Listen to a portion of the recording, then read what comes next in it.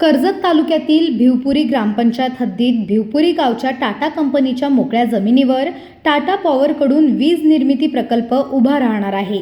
येथील कंपनीच्या मालकीच्या जमिनीमध्ये 100 मीटर खोदकाम करून पाणी साठवण करणारे मोठा तलाव निर्मिती केली जात आहे। टाटा कंपनीकडून येथे विद्युत स्टोरेज करण्यासाठी उदानचन 1000 मेगावॅट प्रोजेक्टच्या कामाला 2025 मध्ये सुरुवात झाली होती। मागील वर्षामध्ये प्रचंड प्रमाणात खोदकाम करून तेथे 65 एकर जमिनीमध्ये खोल खड्डा खोदला जात आहे। हे खोदकाम गेल्या वर्षापासून सुरू असून टाटा कंपनीकडून सुरू असलेले उत्खनन यामुळे परिसरात पर्यावरण धोक्यात आले आहे। खोदकाम करण्यासाठी अवजड मशीन आणण्यात आल्या असून दिवसभर हे काम सुरू आहे। त्यावेळी खोदकाम करण्यासाठी प्रसंगी सुरुंग स्फोट केले जात असतात आणि त्यावेळी निघणारी माती ही एका बाजूला साठवून ठेवली जात आहे। त्यात दगड एका बाजूला आणि दुसऱ्या बाजूला मातीचे ढीग अशी रचना असून ते इमारती एवढ्या उंचीचे मातीचे ढीग हे तेथील आदिवासी लोकांसाठी जीव घेणारे ठरू शकतात। साहेब लोक येतात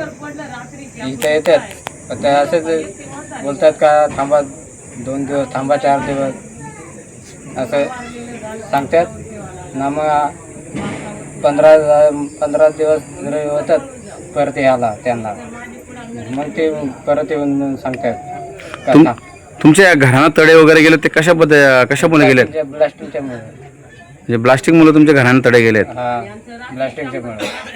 आणि ही जी खोदाई चालू आहे याचा तुम्हाला काय त्रास होतो का? त्रास होतो ना, ते रात दिवस चालू असतं ना, ते काम चालू असतं। रात्रीच्या झोप नाही लागत अजिबात।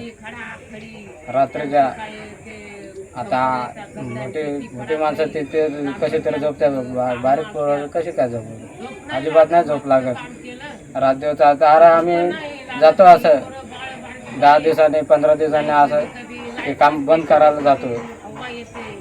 काम बंद करू 1 दिवस पण नाही तर लगेच दुसऱ्या दिवशी लगेच काम चालू होते।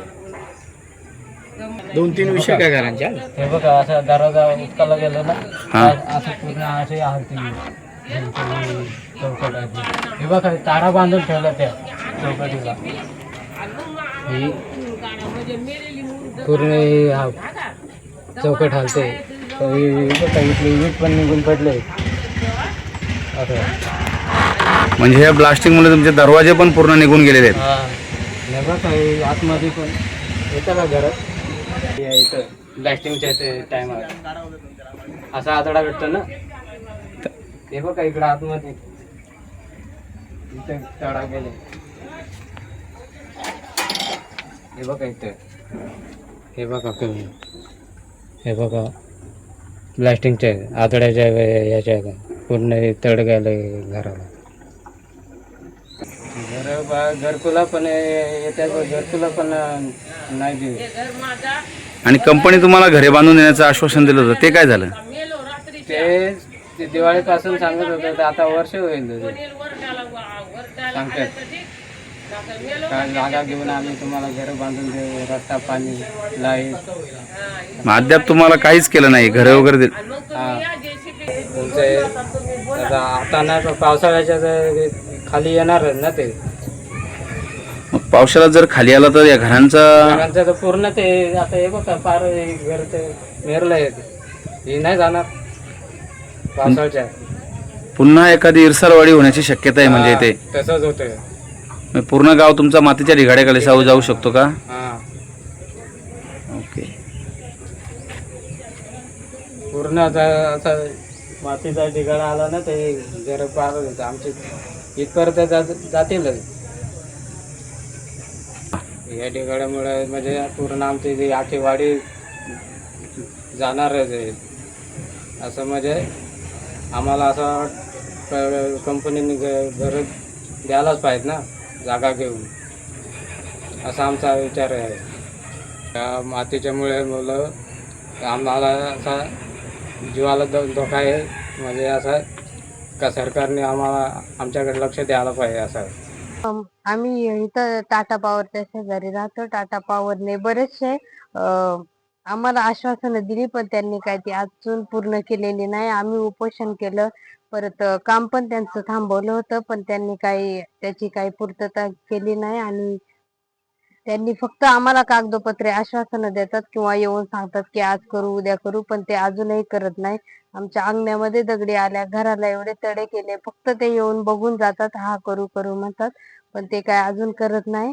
आणि असंच त्यांचं चाललंय की आता जवळजवळ वर्ष व्हायला आलं तरी त्यांचं तेच चालू आहे. एवढे मातीचे ढिगारे लावलेत, जर पाऊस पडला तर ते पूर्ण आमच्या घरावर येतील, आमची घरं जातील माती खाली, तरी त्यांना त्यांची किंमत राहिली नाही. आमच्या इथं मुलं आहेत, छोटी छोटी म्हातारी माणसं पण आहेत, ते आजारी पडतात ते तर दवाखान्यात गेल्यावर ते डॉक्टर बोलतात धुळीमुळे होते. एवढे प्रदूषण चालू आहे हवेमुळे, हवा आली तर पूर्ण धूळ आमच्या घरी येते. लहान लहान मुलांना श्वसनाचा त्रास झालाय त्याच्यामुळं. आणि जेवणामध्ये पूर्ण धूळ जाते, पूर्ण घरामध्ये धूळच धूळ आहे. थोडी जरी हवा आली तरी ते परत त्यांनी ब्लास्टिंग पण थांबवली नाही. थोडे दिवस थांबवतात, परत चालू करतात, म्हणतात की हा करू करू, पण त्यांचं काहीच नाहीये. फक्त त्यांची आश्वासनं चालू आहेत. आतापर्यंत एकही काम त्यांनी केलेलं नाही. मागच्या वेळेस ब्लास्टिंग झालं तेव्हा इथं अंगणामध्ये पोरं खेळत होती आणि तिकडनं दगड आले, आम्ही उचललं म्हणून, नाहीतर पोरांच्या लागला असतं. जखम झाली होती, ती बघायला पण आले होते, पण तरी पण ते म्हटले की हा हा करू करू, पण त्यांनी परत 2 दिवस जाऊन दिले आणि परत ब्लास्टिंग चालू केलं. त्यांनी काही त्याच्यावरती काहीच रिॲक्शन नाही त्यांचं आलं परत. साहेब लोक येतात, मीटिंग घेतात आणि निघून जातात, म्हणतात की करू आज करू उद्या करू, पण त्यांचं असंच चालू आहे फसवाफसवी नुसती. काहीच कंप्लीट करत नाही की हा करू.